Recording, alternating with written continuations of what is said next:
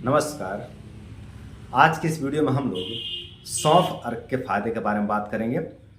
ये जो आप देख रहे हैं बोतल, ये सौंफ का अर्क है और ये इसको हम अपने औषधालय पे बनाए हैं। हम अपने औषधालय पे भी सौंफ का अर्क बनाते हैं और ये जो सौंफ का अर्क है ना, ये बहुत सहजता से, बहुत आसानी से आपको आपके नज़दीकी आयुर्वेदिक स्टोर पर भी उपलब्ध हो जाता है। और जो यूनानी स्टोर होते हैं ना, जहाँ यूनानी की दवाइयाँ मिलती हैं, वहाँ पर भी आपको ये सौंफ का अर्क बहुत आसानी से मिल जाता है। तो आप यूनानी स्टोर से ले सकते हैं या फिर आयुर्वेदिक स्टोर से ले सकते हैं और वहाँ से लेकर के आप इसका सेवन कर सकते हैं और इसका सेवन करके आप लाभ उठा सकते हैं और अपने अनेकों प्रकार के रोग दोष, बीमारी, कमजोरी को दूर कर सकते हैं। तो आज की इस वीडियो में हम लोग इसी के बारे में पूरी विस्तार से जानकारी लेंगे। इसका गुण, धर्म, तासीर क्या है और ये किन किन बीमारियों पर वर्क करती है, इसका मात्रा क्या रहेगा और किसे लेना चाहिए, किसे नहीं लेना चाहिए, इसके बारे में पूरी विस्तार से जानकारी लेंगे। लेकिन सबसे पहले हम इसके बेनिफिट की बात करेंगे, इसके फायदे की बात करेंगे और वीडियो के आखिरी में हम बताएंगे कि इसका डोज क्या होना चाहिए, इसका मात्रा क्या होना चाहिए और इसका गुण, धर्म, तासीर क्या है, इसके बारे में पूरी विस्तार से जानकारी लेंगे, वो वीडियो के आखिरी में। लेकिन अभी हम इसके बेनिफिट की बात करते हैं।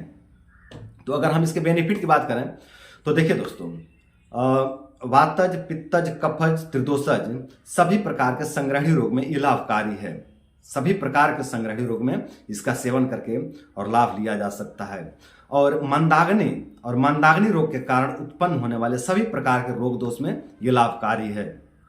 पेट की अग्नि मंद होने के कारण जो समस्याएं होने लगते हैं, जैसे कि बहुत ज़्यादा डकार आना, बहुत ज़्यादा गैस बनना, बहुत ज़्यादा अपचन होना और ब्लोटिंग होना, पेट का मतलब फूल जाना और इस तरह का जो कि अपचन से संबंधित, इंडाइजेशन से संबंधित जो समस्या उत्पन्न हो जाते हैं, उस तरह का सभी विकार में, सभी समस्याओं में ये बहुत अच्छा लाभकारी है। तो इस तरह का समस्याओं में इसका सेवन करके हम इसका लाभ उठा सकते हैं। कब्ज वाला संग्रहणी रोग, जिसको IBS-C भी कहा जाता है, कब्ज वाले संग्रहणी रोग को आधुनिक भाषा में IBS-C कहते हैं। तो जिनको भी IBS-C की समस्या है, मतलब कब्ज वाला संग्रहणी रोग हो गया है, मतलब एक तो खाना नहीं पचता है, खाने का पाचन नहीं होता और पेट भी साफ नहीं होता है, पेट भरा रहता है। दिन में 3 बार 4 बार जाना पड़ता है लैट्रिन, मल साफ करने के लिए जाना पड़ता है, लेकिन निकलता ही नहीं है मल। बहुत जोर भी लगाना पड़ता है पर मल नहीं निकलता है। और जो लैट्रिन होता है ना, चिपचिपा होता है, बिल्कुल चिकचिका जैसा होता है, लेकिन वो चिपक गया होता है आंतों में और वो निकलता नहीं है ना। तो जिनको भी इस तरह की समस्या है, वो लोग यदि सौंफ अर्क का सेवन करते हैं तो उनका ये समस्या धीरे धीरे पूरी तरह से खत्म हो जाता है। जो लैट्रिन में चिकनापन आता है, वो चिकनापन भी धीरे धीरे पूरी तरह से खत्म हो जाता है। और जो लैट्रिन चिपकने की समस्या होती है, जो आंतों में चिपक जाती है, वो आंतों में चिपकने वाली समस्या भी धीरे धीरे खत्म हो जाती है। तो जिनको भी IBS-C की समस्या है, जिनको भी कब्ज वाला संग्रहणी रोग हो गया है, वो लोग सौंफ अर्क का सेवन करके और अपने IBS-C वाली समस्या को धीरे धीरे पूरी तरह से दूर कर सकते हैं। अतिसार वाला संग्रहणी रोग, इसको IBS-D भी कहा जाता है। IBS-D मतलब डायरिया वाला संग्रहणी रोग। तो जिनको भी डायरिया वाला संग्रहणी रोग है, मतलब दिन में 3 बार, 4 बार, 5 बार, 6 बार, 7 बार दस्त जाना पड़ता है और दस्त का प्रेशर इतना ज़्यादा होता है कि वो रुकता ही नहीं है। और ऐसा नहीं है कि 3 दिन, 4 दिन, 5 दिन या 10 दिन से चल रहा है, ये सालों से चलता आ रहा है। पूरा शरीर का क्षय हो गया है, मानसिक बल का क्षय हो गया है, पूरा जो है कि रस, रक्त, मांस में अस्थि, मज्जा, शुक्र आदि सातों धातुएं नष्ट हो गए। जिनको भी इस तरह की समस्या होती है, जिनको भी इस तरह की समस्या हो गई है, वो लोग यदि सौंफ अर्क का सेवन करें तो इससे उनका जो बार बार दस्त जाने वाली समस्या है, वो समस्या धीरे धीरे खत्म हो जाता है। और जो उनका दिन प्रतिदिन शरीर का क्षय हो रहा था, जो रस, रक्त, मांस में अस्थि, मज्जा, शुक्र आदि धातुओं का क्षय हो रहा था, वो क्षय रुक जाता है और धीरे धीरे शरीर का पोषण होने लगता है, शरीर का बल बढ़ने लगता है, मानसिक बल बढ़ने लगता है और धीरे धीरे ये जो संग्रहणी रोग है, इससे पूरी तरह से मुक्ति मिल जाता है। आंव वाला संग्रहणी रोग, जिसको कोलाइटिस भी कहा जाता है, ये विशेष करके कफज संग्रहणी के अंतर्गत आता है ना। जिनको भी मतलब जो आंव आता है ना, जो कफ जैसा दिखता है, सफेद जो दिखता है लैट्रिन में, वो एक प्रकार का कफ ही है ना। तो इसको कफज संग्रहणी के अंतर्गत रखा गया है। तो जिनको भी कफज संग्रहणी हो गया है, जिनको भी मतलब लैट्रिन में कफ जैसा आता है, म्यूकस आता है, वो लोग यदि सौंफ अर्क का सेवन करते हैं तो उनके जो लैट्रिन में कफ बढ़ा हुआ है, जो म्यूकस बढ़ा हुआ है, जो कोलाइटिस समस्या हो गई है, ये समस्या धीरे धीरे पूरी तरह से खत्म हो जाता है। तो कफज संग्रहणी में भी सौंफ अर्क का लाभ लिया जा सकता है। तो जिनको भी कफज संग्रहणी हो गया है, जिनको भी लैट्रिन में बहुत ज़्यादा कफ बनता है, लैट्रिन में बहुत ज़्यादा चिकनापन बनता है, वो लोग सौंफ अर्क का सेवन करके और लाभ उठा सकते हैं और अपने संग्रहणी रोग को ठीक कर सकते हैं। खूनी संग्रहणी रोग, इसको आयुर्वेद में रक्तज अतिसार कहते हैं। या फिर पित्तज जो है कि संग्रहणी रोग के अंतर्गत ये आ जाता है। तो जिनको भी खूनी संग्रहणी रोग हो गया है, रक्त संग्रहणी रोग हो गया है, मतलब लैट्रिन से खून आने की समस्या होती है, वो लोग यदि सौंफ अर्क का सेवन करें तो इससे बहुत अच्छा बेनिफिट देखने को मिलता है, बहुत अच्छा लाभ देखने को मिलता है। उनका रक्त आना धीरे धीरे पूरी तरह से ठीक हो जाता है। हम तो अपने चिकित्सालय पे सौंफ अर्क में अभ्रक भस्म मिला के देते हैं खूनी संग्रहणी के लिए। जिनको भी खूनी संग्रहणी की समस्या होती है ना, उनको हम सौंफ के अर्क में अभ्रक भस्म का प्रयोग करते हैं। उसमें अभ्रक भस्म 2 चुटकी मिला कर देते हैं तो उनके रक्त संग्रहणी में बहुत अच्छा रिलीफ देखने को मिलता है। अकेले सौंफ अर्क भी वर्क करता है खूनी संग्रहणी में, लेकिन उसमें अभ्रक भस्म मिला देने से अद्भुत जो है कि लाभ देखने को मिलता है। तो जिनको भी खूनी संग्रहणी या फिर रक्त संग्रहणी की समस्या है, वो लोग भी सौंफ अर्क का सेवन करके लाभ उठा सकते हैं और अपने खूनी संग्रहणी से धीरे धीरे पूरी तरह से मुक्ति पा सकते हैं। नाभि नल्ले, जिनको भी पेट में नल्ले पड़ गए हैं और नाभि की समस्या हो गई है, वो लोग यदि सौंफ अर्क का नियमित रूप से सेवन करते हैं तो उनका ये समस्या धीरे धीरे पूरी तरह से खत्म हो जाता है। अफारा या पेट फूलना, जब अपना अपान वायु या समान वायु प्रकुपित होकर विकृत होकर ऊपर की तरफ गमन कर जाते हैं तो अफारा जैसी समस्या उत्पन्न हो जाते हैं। क्योंकि जब वायु प्रतिलोम या विलोम हो जाते हैं तो वायु पास करने में बहुत दिक्कत होता है, वायु पास ही नहीं होता है, गैस पास ही नहीं होता है, अपान वायु पास नहीं होता है। और जब अपान वायु पास नहीं होता है तो वो जो है कि पूरा पेट को फुला देता है, पूरा पेट गुब्बारा के जैसा फूल जाता है और पूरा जो है कि जी मिचलाने लगता है, उल्टी उल्टी जैसा होने लगता है, बहुत ज़्यादा हेडेक होने लगता है, हृदय की जो कि गति तीव्र हो जाती है इस तरह की समस्या होने के बाद। तो जिनको भी इस तरह की समस्या होती है कि पेट में गैस होने के कारण बहुत ज़्यादा बेचैनी होता है, बहुत ज़्यादा घबराहट होता है और हृदय की गति तीव्र हो जाती है, मतलब हार्ट बीट बढ़ जाता है। तो जिनको भी इस तरह की समस्या होती है पेट में गैस होने के कारण, वो लोग यदि सौंफ अर्क का सेवन करते हैं तो उनका ये सभी समस्या और सभी उपद्रव धीरे धीरे पूरी तरह से दूर हो जाते हैं। गैस, शौच या मुंह से बदबू आना, जिनको भी गैस से है ना, अपान वायु से, शौच से और मुंह से दुर्गंध आता है, वो लोग यदि सौंफ अर्क का नियमित रूप से सेवन करते हैं तो उनका ये दुर्गंध आने वाली समस्या धीरे धीरे पूरी तरह से नष्ट हो जाते हैं। वो चाहे दुर्गंध मुंह से आ रहा हो, चाहे वो शौच से आ रहा हो, चाहे अपान वायु से आ रहा हो, कहीं से भी दुर्गंध आ रहा हो, अगर इसमें सौंफ अर्क का सेवन किया जाए तो ये दुर्गंध धीरे धीरे पूरी तरह से नष्ट हो जाते हैं। बार बार डकार आना, जिनको भी बार बार डकार आने की समस्या होती है, वो लोग यदि सौंफ अर्क का सेवन करते हैं तो इससे उनकी ये समस्या धीरे धीरे पूरी तरह से खत्म हो जाती है। सौंफ के अर्क लेने से ना ये अनुलोमक होता है ना, तो जो है कि वायु को अनुलोम कर देता है। जब वायु को अनुलोम कर देता है ना तो वायु ऊपर से निकलने के बजाय नीचे से निकलना शुरू हो जाता है। जब वायु प्रकुपित होता है ना, जब वायु ऊपर की तरफ ऊर्ध्व होता है तो फिर मुंह की तरफ से आने लगता है, तो बार बार डकार आता है। तो जिनको भी इस तरह की समस्या हो जाती है कि वायु प्रतिलोम हो गया है, विलोम हो गया है और अब मुंह से बार बार डकार आ रहा है, बहुत ज़्यादा परेशानी होती है, कहीं भी वो करना पड़ता है, तो ऐसी समस्या में सौंफ अर्क का सेवन करिए। ये जो प्रकुपित वायु है, विकृत वायु है, ये अनुलोम हो जाएगा और जब अनुलोम हो जाएगा तो आपको बार बार जो डकार की समस्या होती है वो समस्या नहीं होगी और जो भी इसके कारण जो भी आपको उपद्रव हो रहे थे, जो कष्ट हो रहे थे, वो उपद्रव वो कष्ट भी धीरे धीरे पूरी तरह से शांत हो जाएंगे। पेट के वायु सीना में आने के कारण, छाती में आने के कारण जिनको श्वास लेने में बहुत कष्ट होता है, वो लोग यदि सौंफ अर्क का सेवन करें तो उनका ये समस्या धीरे धीरे पूरी तरह से खत्म हो जाता है। ये जो अपना पेट का वायु है ना, ये यदि प्रतिलोम विलोम होकर के छाती में आके जाम कर दे तो अपना प्राणवाह स्रोतस में विकृति आ जाता है, मतलब अपना जो श्वसन तंत्र है उसमें गड़बड़ी विकृति आ जाता है।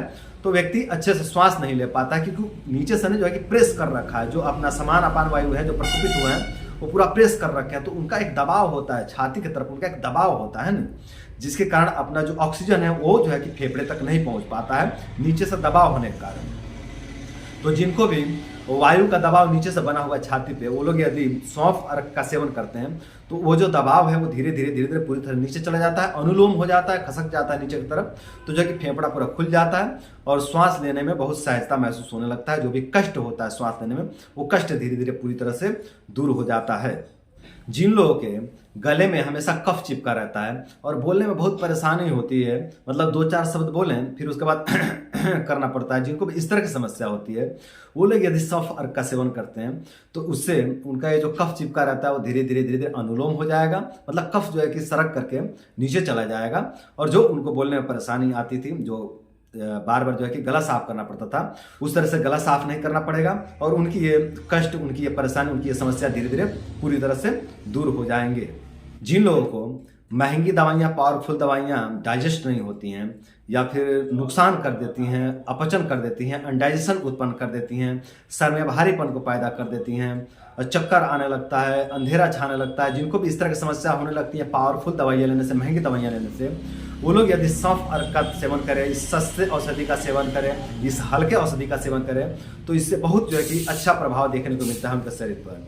ये जो सौंफ का अर्क है ना, ये एक तरह का वाष्प ही है दोस्तों। वाष्प जो खाना बनाते समय, जो पानी गर्म करते समय जो वाष्प देखते हैं आप उठते हुए, वही है ये।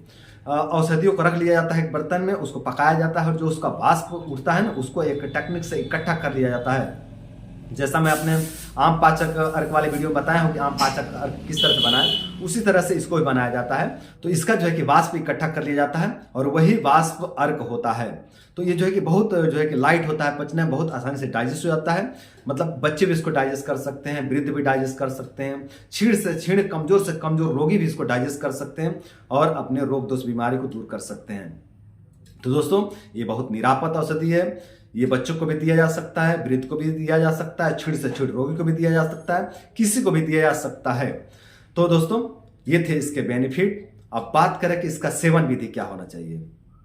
तो देखिए दोस्तों, अगर सेवन विधि की बात करें तो जिनका भी उम्र 5 से 10 वर्ष के बीच में है, 5 से 10 वर्ष के बीच में है, वो लोग 5 से 10 ml सौंफ अर्क लें और 5 से 10 ml उसमें पानी मिलावें, है ना, और इसका सेवन कर लें।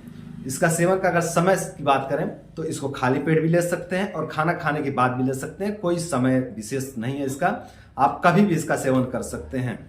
अच्छा, जिनका उम्र 10 वर्ष से ऊपर है, जिनका भी उम्र 10 वर्ष से ऊपर है, वो 15 से 20 ml अर्क लेंगे और 15 से 20 ml पानी लेंगे, दोनों को मिला लेंगे और मिला करके इसका सेवन करेंगे। खाली पेट भी ले सकते हैं और खाना खाने के बाद भी ले सकते हैं। तो इस तरह से आप इसका सेवन करेंगे और सेवन करके इसका लाभ उठाएंगे। अगर हम इसका सावधानी की बात करें तो देखिए दोस्तों, वैसे तो इसका कोई दुष्प्रभाव नहीं है, ये बहुत दुष्प्रभाव रहित औषधि है। इसका सेवन कोई भी कर सकता है, बच्चे भी कर सकते हैं, वृद्ध भी कर सकते हैं, युवा भी कर सकते हैं, स्त्री भी कर सकती है, पुरुष भी कर सकते हैं, जो बहुत ज़्यादा छीण रोगी हैं वो लोग भी इसका सेवन कर सकते हैं, कोई भी इसका सेवन कर सकता है, इसका कोई दुष्प्रभाव नहीं है। लेकिन फिर भी मैं इतना जरूर कहूँगा कि 5 वर्ष से कम उम्र के बच्चों को और गर्भवती स्त्री को सौंफ अर्क का सेवन कराने से पहले एक बार आप अपने नज़दीकी डॉक्टर या नज़दीकी आयुर्वेदिक वैद्य, आयुर्वेदिक चिकित्सक से परामर्श जरूर ले लीजिएगा। तो दोस्तों ये थे इसके बेनिफिट्स, ये थे इसके सेवन विधि। और अब बात करते हैं कि इसका गुण धर्म तासीर क्या है। तो देखिए दोस्तों, अगर हम इसके तासीर की बात करें तो इसका तासीर न तो ज़्यादा उष्ण है और न ही ज़्यादा शीत है, मतलब ये सम तासीर की औषधि है, जिसके कारण इसका सेवन कोई भी कर सकता है। अब कुछ दवाइयाँ होती हैं जो गर्म होती हैं, तो जो गर्म होती है वो पित्त वाले नहीं लेंगे।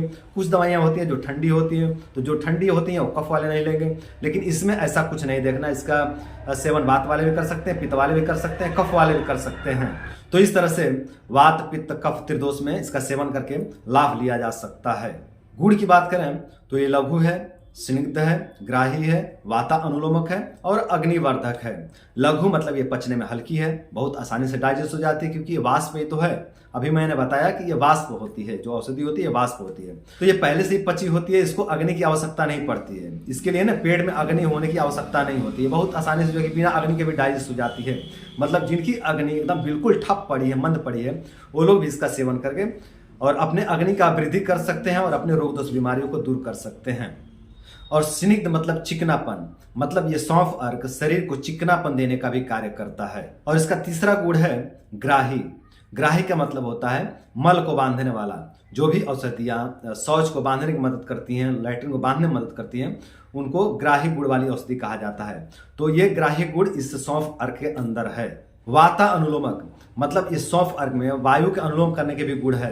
मतलब इसके सेवन से जो अपने पेट के वायु प्रकोपित हैं, जो प्रतिलोम या विलोम हो गए हैं, वो धीरे धीरे अनुलोम हो जाते हैं, नीचे की तरफ सरक जाते हैं। और इसका 5वां गुण है अग्निवर्धक। तो जिनको भी मंदाग्नि की समस्या हो गई है और मंदाग्नि से संबंधित अनेकों प्रकार के रोग हो गए हैं, वो लोग इस सौंफ अर्क का सेवन करके अपने अग्नि को बढ़ा सकते हैं, अपने अग्नि को वृद्धि कर सकते हैं और अपने अग्नि का वृद्धि करके अपने रोग दोष बीमारी कमजोरी को दूर कर सकते हैं। तो दोस्तों, उम्मीद करता हूं कि आज का ये वीडियो आप लोगों को बहुत पसंद आया होगा, और साथ ये भी उम्मीद करता हूं कि इस वीडियो को फॉलो करके, इस वीडियो में जो उपचार बताया हूं, जो औषधि बताया हूं, उसका सेवन करके आप लोग अपने रोग दोष बीमारी को दूर करेंगे, और अपने रोग दोष बीमारी को दूर करके अपने जीवन को सुंदर, सरल एवं सफल बनाएंगे।